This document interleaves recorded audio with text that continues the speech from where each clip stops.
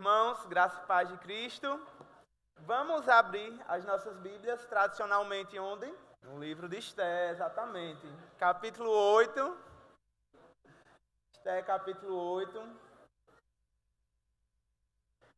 Interessante, né, irmãos? Porque da última vez que a gente estava lá no livro de Esté, parecia que a história aparentemente tinha chegado, né, ao seu fim com o enforcamento de Ramã na forca que ele mesmo havia preparado para Mordecai. Mas a história ainda não acabou, ainda tem um pouquinho de ensinamentos para nos passar. Este capítulo 8 diz o seguinte, o texto, acompanha aí nas suas Bíblias. Naquele mesmo dia, o rei Assuero deu a rainha Ester a casa de Ramã, inimigo dos judeus. Deu a Ester a casa de Ramã, inimigo dos judeus. E Mordecai foi trazido à presença do rei, porque Ester revelou que ele era seu parente. O rei pegou seu anel sinete, que havia tomado de Ramã, e o deu a Mordecai. E Ester pôs Mordecai por administrador da casa de Ramã. Ester voltou a falar com o rei. Ela se lançou aos pés dele e, com lágrimas, lhe implorou que revogasse a maldade de Ramã, o Agagita, e a trama que ele havia arquitetado contra os judeus. O rei estendeu o cetro de ouro para Ester. Então ela se levantou, pôs-se em pé diante do rei e disse: se for do agrado do rei, se eu achei favor diante dele, se isso parecer justo aos olhos do rei, e se nisto lhe agrado, que se escreva uma ordem revogando os decretos concebidos por Ramã, filho de Ramedata, o Agagita, os quais ele escreveu para aniquilar os judeus que se encontram em todas as províncias do rei. Pois como poderia ver a desgraça que sobrevirá ao meu povo? E como poderei ver a destruição da minha parentela? Então o rei Assuero disse à rainha Ester e ao judeu Mordecai: eis que dei a Ester a casa de Ramã, que foi pendurado numa forca, porque tinha planejado matar os judeus. E agora, em nome do rei, escrevam aos judeus o que bem lhes parecer e selem o documento com o anel sinete do rei. Porque os decretos feitos em nome do rei, que forem selados com o seu anel sinete, não podem ser revogados. Então foram chamados imediatamente os secretários do rei aos 23 dias do mês de Sivan, que é o terceiro mês. E segundo tudo o que Mordecai ordenou, foi redigido um decreto para os judeus, para os sátrapas, para os governadores e para os oficiais das províncias que se estendem da Índia até a Etiópia. 127 províncias, a cada uma no seu próprio modo de escrever e a cada povo na sua própria língua, e também aos judeus segundo o seu próprio modo de escrever e na sua própria língua. Escreveu-se em nome do rei Assuero e se selou com o anel sinete do rei. As cartas foram enviadas por meio de mensageiros montados em jinetes, criados nas estrebarias do rei. Nas cartas, o rei permitia aos judeus de cada cidade que se reunissem e se organizassem para defender a sua vida, para destruir, matar e aniquilar de vez toda e qualquer força armada do povo da província que viesse contra eles, crianças e mulheres, e que se saqueassem os seus bens. No mesmo dia, em todas as províncias do rei Assuero, no dia 13 do 12º mês, que é o mês de Adar, uma cópia da carta que determinava a proclamação da lei em todas as províncias, foi enviada a todos os povos, para que os judeus se preparassem para aquele dia, para se vingarem dos seus inimigos. Os mensageiros, montados em jinetes, que se usavam no serviço do rei, partiram imediatamente, impelidos pela ordem do rei. E a lei foi publicada na cidadela de Suzã. Então Mordecai saiu da presença do rei com trajes reais em azul celeste e branco, com uma grande coroa de ouro e um manto de linho fino e púrpura. E a cidade de Suzã exultou e se alegrou. Para os judeus houve felicidade, alegria, júbilo e honra. Também em cada província e em cada cidade onde chegava a palavra do rei e a sua ordem, havia entre os judeus alegria e júbilo, banquetes e festas. E muitos que eram dos povos da terra se tornaram judeus, porque o temor dos judeus tinha caído sobre eles. Amém. Pai amado, Pai querido, como é bom, Senhor, começar, Deus, mais uma semana na Tua casa, Senhor, recebendo uma porção da Tua palavra, Senhor, meditando na lei do Senhor, fazendo, Deus, aquilo que a Tua palavra nos ensina, Senhor, alicerçando, construindo a nossa vida, Senhor, em cima dessa rocha. dessa rocha inabalável, Senhor, construindo a nossa vida junto ao ribeiro de água, Senhor, que sempre vai estar com as folhas verdes, Senhor, porque tem as suas raízes, Senhor, em um lugar onde flui a Tua palavra, onde flui, Senhor, o refrigério que as nossas almas precisam. Oh Deus, nessa manhã, Deus, nós te pedimos que o Senhor continue falando aos nossos corações, que o Senhor continue, Pai, nos abrindo os olhos, Senhor, para as verdades e os ensinamentos contidos nessas histórias que se passaram há tantos anos atrás, em um reino que não mais existe, em uma época tão diferente da nossa, uma história escrita em uma língua muito diferente da nossa. Nos ajuda, Senhor, nos capacita a entender, Deus, a atravessar essa distância histórica, cultural, linguística que nos separa do texto bíblico até hoje. Em Teu nome é que nós oramos e já te agradecemos, pois sabemos que o Senhor é um Deus mais que abundante. Amém. Irmãos, como assim, diferente do livro de Romanos, né, ou do livro de Deuteronômio, que a gente vê regularmente toda semana, né, como Esther a gente vê mais esporadicamente, eu sempre sinto a necessidade de dar uma retrospectiva, mas eu prometo que eu vou fazer isso em 1 minuto.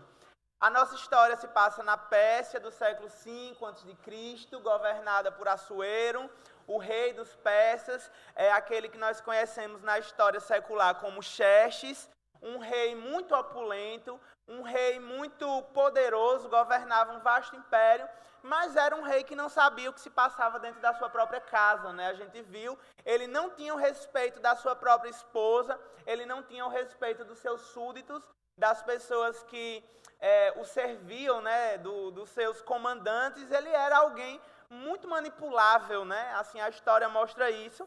E aqui ele sem querer assina um decreto, irmãos, que coloca em risco a vida da sua própria rainha, né? Ele não sabia qual era a procedência, a etnia da rainha Esther, que havia substituído a sua primeira esposa, Vasti, e por isso a vida dela, depois de estar em perigo, ela agora, a gente encontra-se nesse momento aqui, onde esse decreto que não pode ser revogado, precisa se fazer alguma coisa. E a rainha Esther, depois de que o inimigo dela, né, Ramã, aquele que havia arquitetado todo aquele plano, havia morrido, ele morre, mas o decreto dele fica, né? Ele morre, mas fica lá a lei, o mal que ele havia intentado contra os judeus permanece. Havia ainda um problema. Veja, uma batalha foi vencida, né, quando Ramã sai de cena, mas a guerra continua, a toda força, inclusive, né? O espectro de morte, a ameaça de morte, o cheiro de morte ainda paira sobre o ar, ainda é facilmente sentido, né? As pessoas estão respirando essas ameaças contra as suas vidas. E Esther faz aqui o que ela já fez antes, ela entra na presença do rei sem ser convidada, mais uma vez, e o rei precisa, mais uma vez, apresentar a ela o seu cetro de ouro. Esther se levanta e pede para o rei, faça alguma coisa, revogue esse decreto. E aí, irmãos, eu já comentei que a gente não pode considerar 100%, né, de forma bastante, como a gente faz com outras coisas, Assuero como um tipo de Cristo, né? Embora que ele, na pessoa, no desempenho de suas funções reais, se assemelha em muitos momentos e aponta em muitos momentos para o ofício real de Cristo. E aqui é um desses momentos, né? Embora por motivos completamente diferentes, a lei persa não possa ser revogada, quando o Senhor fala uma coisa, irmãos, aquilo que Deus fala também não pode ser revogado, porque Deus não pode voltar atrás, porque Deus não mente, porque Deus é imutável, e Ele é imutável, irmãos, porque Ele é perfeito, né? Diferente de Assuero, né? Completamente diferente de Assuero. A lei dele aqui é imutável, mas é uma lei ruim, é uma lei injusta, mas Ele não pode mudar. A lei do Senhor é completamente justa, completamente boa, porque o Senhor é completamente justo e completamente bom, e não pode mudar também. E quando o Senhor falou lá em Gênesis capítulo 2, irmãos, toda a raça humana estava em uma situação muito difícil, assim como os judeus na época de Esther também estavam. O decreto que Deus havia dado ali no capítulo 2 de Gênesis foi que no dia que o homem comesse da árvore do conhecimento do bem e do mal, ele certamente morreria. Ele não morreria talvez ele morresse. Não, certamente ele morreria. O decreto de morte estava sobre a humanidade, sobre toda a raça humana. Naquele momento ela foi decretada a morte, exatamente como na história de Esté. Só que exatamente também como na história de Esté, o Senhor Jesus não revoga essa primeira lei, esse primeiro pacto, essa primeira aliança, mas ele faz uma segunda lei que possibilita uma esperança, dá uma expectativa para essa raça humana. E Jesus Cristo, ele é o arauto dessa segunda lei, né? A Bíblia chama ele, inclusive, de segundo Adão, porque se o primeiro Adão representava toda a humanidade, nós precisaríamos de um segundo Adão, né? De um segundo representante também na humanidade, que iria sofrer as consequências dessa primeira lei. Essa lei não poderia ser revogada também, irmãos. Essa lei teve que ser cumprida. E ela foi cumprida na carne de Cristo, na pessoa de Cristo. Ele cumpre perfeitamente essa ameaça de morte, que não, no caso de Cristo não foi só uma ameaça, né? Se cumpriu, ele morreu, ele sangrou ali naquela cruz. E isso, irmãos, assim como na história de Esté, nos causa expectativa e muita alegria. Muita alegria porque o que Cristo começou a fazer na cruz ainda não terminou. A Bíblia fala que o último inimigo a ser vencido é a morte. A morte ainda nos ameaça, mas a morte física nesse caso, né? A gente ainda vive sobre essa ameaça que um dia nós vamos morrer fisicamente, mas a promessa, irmãos, a promessa é de ressurreição. A promessa é de que nós ressuscitaremos com o Senhor. É que nós, da mesma forma que Ele ressuscitou, nós também haveríamos de ressuscitar. E quando eu leio essa história de Esté, o que eu acho muito interessante é que, irmãos, a expectativa e a perspectiva de uma guerra era muito real. Mas quando o segundo decreto acontece, quando o segundo decreto do rei, quando ele autoriza a Mordecai que ele fizesse um segundo decreto autorizando aos judeus a revidarem, é como se eles já tivessem ganhado a guerra, irmãos. Eles já estão cheios de alegria. Veja, quando a lei é publicada na cidadela de Suzã, todo mundo fica em polvorosa, todo mundo fica cheio de júbilo e alegria, ainda, irmãos, com expectativa de vitória. Nem havia ainda chegado, né, o dia da guerra acontecer, mas o povo já estava crente, já estava ciente e já estava olhando para aquela situação e vislumbrando a boa mão do Senhor. Se o Senhor havia livrado o povo até ali, com certeza eles sabiam, eles imaginavam que Deus daria para eles uma vitória daquela situação tão difícil que eles estavam vivendo. E, irmãos, uma segunda coisa, para ser breve hoje, né, que as crianças estão ali loucas para apresentar aqui a homenagem para os pais, o segundo aspecto desse texto é o aspecto missionário, né? É o aspecto missiológico do texto. A gente está em agosto, né, o mês que tradicionalmente nós comemoramos o mês de missões, na IPB, né, o dia 12, o dia que Simonton veio ao Brasil, né, inaugurando, não exatamente inaugurando, né, começando, né, ainda que de forma de sementinha o trabalho presbiteriano no Brasil, e nós tivemos a semana passada aqui na igreja a nossa conferência missionária. Vejam como essa mensagem de vida, no caso aqui de Esté, a ameaça de morte era apenas para os judeus, né? Apenas os judeus estavam ameaçados de morte. Mas o que acontece no Éden, no capítulo 2, é uma ameaça para todos os seres humanos. A morte ali, né, e a sujeição que Adão ele fez com os seres humanos atinge não apenas judeus, atinge todo mundo está debaixo desse decreto.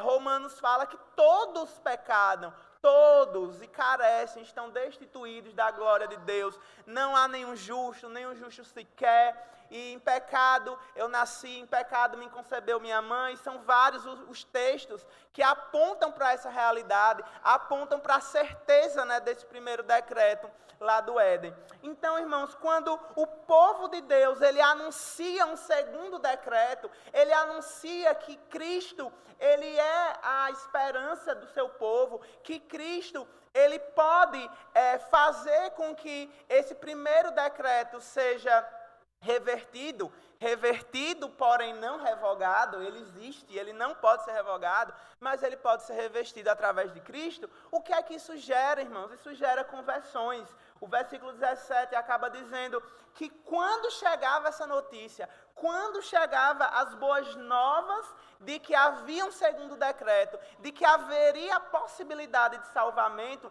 não era só os judeus que se alegravam. Muitos dos povos da terra acabavam se tornando judeus por causa do temor dos judeus que tinha caído sobre ele. É muito legal, irmãos, é muito legal quando a gente vê o testemunho do povo de Deus, quando a gente vê o povo de Deus aqui nessa terra, enfrentando câncer, enfrentando luto, enfrentando essa ameaça de morte, enfrentando às vezes o gostinho, né, da morte, quando um ente querido, quando um amigo, quando alguém parte, quando a gente vê recentemente, né, o número de mortes por causa da pandemia do Covid-19.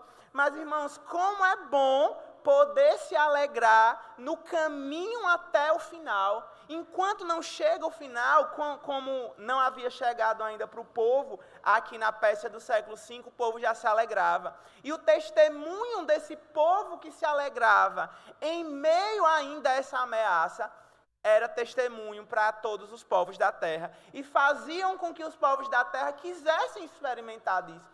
Quisessem, irmãos, experimentar essa alegria que os judeus estavam experimentando. Irmãos, não vamos deixar essas boas novas na gaveta. Não vamos deixar a nossa Bíblia fechada. Vamos dizer para esse mundo caído, vamos proclamar nessa terra, irmãos, que há um segundo decreto, há uma segunda aliança, né? E não à toa, né, que a ceia do Senhor, ela é chamada também de um meio de graça, porque nesse momento nós estamos nos lembrando disso, irmãos. Nós estamos nos lembrando da nova aliança. Nós estamos nos lembrando do segundo decreto feito por Cristo. Nós estamos nos lembrando do que Cristo fez ali na cruz. Vamos proclamar essa mensagem. Vamos anunciar entre as nações que há esperança para um mundo caído, que há esperança para esse mundo que jaz nesse primeiro decreto de morte. Amém? Vamos orar e aí as crianças vão tomar posição aqui na frente. Deus, Pai amado, Pai querido, muito obrigado, Senhor. Muito obrigado, Senhor, porque em Cristo, Senhor, nós temos esperança mais uma vez. Muito obrigado, Senhor, por esse segundo decreto, por essa segunda aliança, por essa possibilidade que o Senhor nos deu de entrar na Tua presença pelo novo e vivo caminho aberto por Tua carne.